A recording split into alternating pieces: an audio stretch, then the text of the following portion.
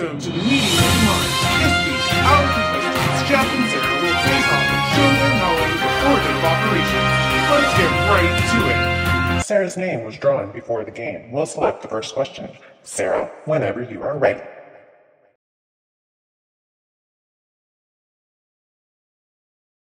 Sarah selected the level 1 question. What is 7 plus the quantity of 6 times 5 squared plus 3? Contestants, solve the problem.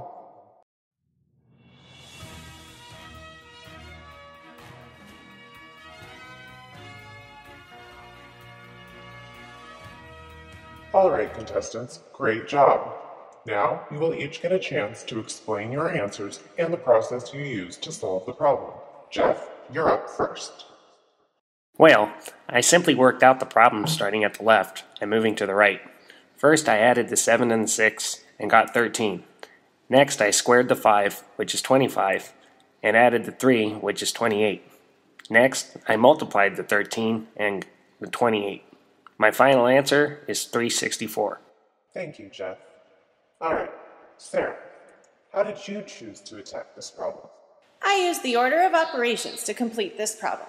The order of operations says to do everything inside the parentheses first, so I left the 7 alone and looked only at what was inside the parentheses. Once again, I turned to order of operations to decide which part of the parentheses to tackle first. Order of operations says I do exponents next, so the first thing I did was square the 5, which is 25. After exponents, I'm supposed to do all of the multiplication and division, starting from the left and moving to the right. So I multiplied the 6 and 25, which is 150.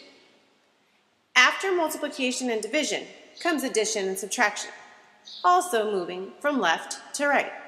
This one was a little tricky for me though, because I had to remember that anything inside the parentheses has to be done first, even if it's on the right side. So I added the 150 and the 3 to get 153. Finally, I added the 7 to the 153 and got 160 as my final answer. Wow, thank you, Sarah, for a fabulous explanation. One of you is exactly right.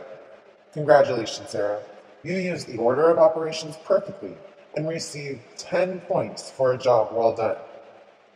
Now we can all see why we need to use the order of operations, because it ensures that we all follow the same rules.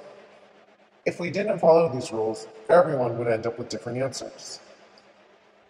Let's move on. Since Sarah chose the first question, Jeff, it is your turn to pick the second question. Jeff chose number 2. What is the mnemonic phrase that is often used to help people remember the order of operations?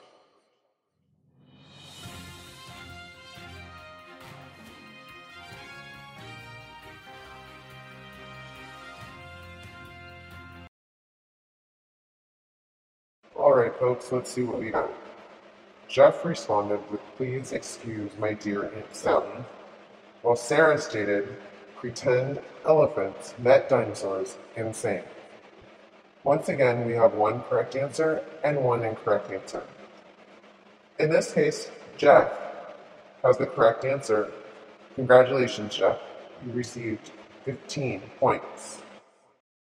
The acronym PEMDAS stands for parentheses, exponents, multiplication and division, addition and subtraction. People use mnemonic phrases to help them remember information. In fact, you can make up your very own mnemonic device to help you remember the correct order of operations, but the most commonly used one is "Please excuse my dear Aunt Sally." Unfortunately, we're out of time, so you will need to tune in next week to see these two contestants respond to the last question and face off on a brand new topic. For now, it is time for us to say goodbye. First, we would like to give you, the viewer, a chance to show off your knowledge of the order of operations. Good luck. Please read each question carefully and respond using your active expressions when prompted by your instructor. Contestants who answer with 100% will be able to enter a drawing for a chance to win a cool prize.